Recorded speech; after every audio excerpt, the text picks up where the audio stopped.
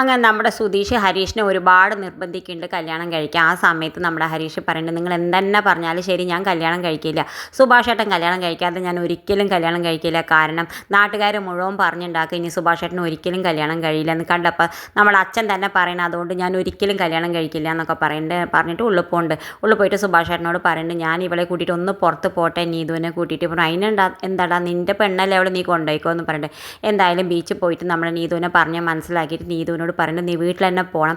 കാരണം വീട്ടിൽ പോയിട്ട് നീ നിൻ്റെ വീട്ടുകാരോടൊക്കെ പറഞ്ഞ് മനസ്സിലാക്കണം. ഇനി അവർ നിന്നെ അടിച്ചാൽ നീ പോലീസ് സ്റ്റേഷനിൽ കേസ് കൊടുക്കുമെന്ന് പറഞ്ഞാൽ മതി. അപ്പോൾ അവർക്കൊരു പേടി ഉണ്ടാവും.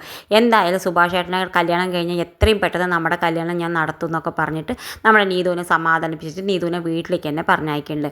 എന്തായാലും പിന്നെ നമ്മുടെ നീതി പറയുന്നുണ്ട്, എത്രയും പെട്ടെന്ന് നമ്മുടെ സുഭാഷേട്ടനെ കല്യാണം നടത്തണം, അതുകൊണ്ട് ഒരു ജ്യോത്സ്യനെ കാണാൻ പോകാമെന്ന് പറഞ്ഞിട്ട് ജ്യോത്സ്യനെ കാണാൻ പോകുന്നുണ്ട്. ജ്യോത്സ്യനെ കാണാൻ പോണ സമയത്ത് ജ്യോത്സ്യനാണെങ്കിൽ പറയുന്നുണ്ട്, നമ്മുടെ സുഭാഷേട്ടന് ഒരിക്കലും കല്യാണം കഴിയില്ല, സുഭാഷേട്ടൻ നിൽക്കണം വീട്ടിൽ ഒരിക്കലും ഒരു പെണ്ണും വാഴില്ല എന്ന് പറഞ്ഞ് ഇതൊക്കെ കേൾക്കുമ്പോൾ നമ്മുടെ സുഭാഷേട്ടന് വല്ലാതെ വിഷമമായിട്ട് വീട് വിട്ട് ഇറങ്ങി പോകുന്നുണ്ട്. നിധിയാണെങ്കിൽ പിറ്റേ ദിവസം മനസ്സിലാക്കേണ്ടത് നമ്മുടെ സുഭാഷേട്ടൻ അവിടെ ഇല്ല എന്ന്. ഒരുപാട് എല്ലാ സ്ഥലത്തും തിരയുണ്ട്, പക്ഷെ നമ്മുടെ സുഭാഷേട്ടനെ കിട്ടാനില്ല. നമ്മുടെ സുധീഷാണെങ്കിൽ ആകെ തളരുന്നുണ്ട്, നികേഷും ഹരീഷും ഒക്കെ തളരുന്നുണ്ട്. എന്തായാലും അവർ ഒരുപാട് സ്ഥലത്ത് തിരയുണ്ട്, പക്ഷെ നമ്മുടെ സുഭാഷേട്ടനെ കിട്ടാനില്ല. എന്തായാലും ആ സമയത്ത് നമ്മുടെ ഭാസ്കരൻ പറയുന്നുണ്ട്, പോയി അനീഷിൻ്റെ വീട്ടിൽ നോക്കടാ അവിടെ ഉണ്ടാവും എന്ന് പറഞ്ഞിട്ട്.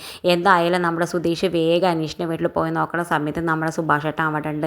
എന്തായാലും സുഭാഷേട്ടനെ കാണുമ്പോൾ നമ്മുടെ സുധീഷിന് വലിയ സന്തോഷമായിട്ട് വീട്ടിലേക്ക് കൊണ്ടുവരുന്നുണ്ട്. നിങ്ങളില്ലാതെ എന്താ സുഭാഷേട്ടൻ ഞങ്ങൾക്ക് ആ വീട്ടിൽ കാര്യം, നിങ്ങൾ ആ വീട്ടിൽ നിന്നിട്ട് ഞങ്ങൾക്ക് കല്യാണമൊന്നും കഴിഞ്ഞില്ലെങ്കിൽ ഞങ്ങൾക്ക് കഴിയേണ്ട, അങ്ങനത്തെ ഒരു കല്യാണം ഞങ്ങൾക്ക് വേണ്ട, എന്താ സുഭാഷേട്ടൻ ഞങ്ങളെന്ന് മനസ്സിലാക്കാതെ ഇവിടെ ഇറങ്ങി പോകുന്നുണ്ടെന്ന് പറഞ്ഞിട്ട് എല്ലാവരും നിർബന്ധിച്ച് നമ്മുടെ സുഭാഷേട്ടനെ കൊണ്ടുപോകുന്നുണ്ട്.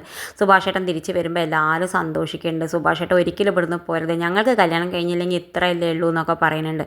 ഇത് കാണിച്ചും കൊണ്ടാണ് ഇന്നത്തെ പ്രൊമോ അവസാനിക്കേണ്ടത്. ഇതുപോലെ പ്രൊമോ വിശേഷങ്ങൾ നിങ്ങളുടെ മുന്നിൽ എളുപ്പത്തിലെത്താൻ ഈ ചാനൽ സബ്സ്ക്രൈബ് ചെയ്യാൻ മറക്കരുത്.